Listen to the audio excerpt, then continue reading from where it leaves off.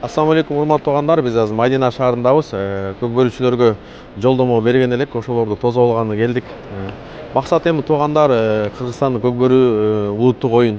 Ошол улуттук оюнда биздин балбандарыбыз бир гана улак тартышты эмес, ошо өзүнүн напсиси менен да тартышып, өзүнүн акыретин куруп, келечектеги өсүп келаткан жаштарга да үлгү болсун дегенде, бардыгы намаз окуп калсын, дин менен жашап калсын деген ниетте, жакшы ниетте чакырдык.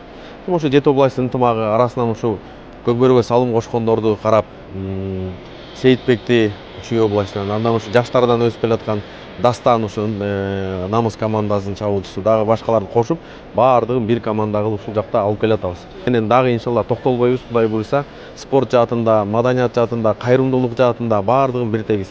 Баардыгынын максаты исламдык чырайлуу көрүнүш.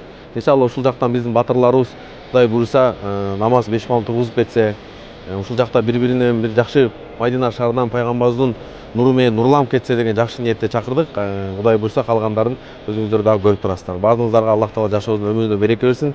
Жети область бөлүнбөсүн, себеби бөлүнбө кыргыз, бөлүнсөң көрү жөп кетет. Бөлүнүп кетти кыргыз деп башка кеп кетет дейт. Бул командный оюн. Командада бири-бирине балет этет. Бирок баарыбыз бир кыргызбыз. Баардыгыбыз бир элбиз, бир жербиз. Кыргызстандын көк бөрүсү өнүгүп өсө берсин. Имандуу балдар, элине жерине кызмат кылган батырларыбыз, көк бөрүчүлөр көбөйө берсин. Ассаламу алейкум.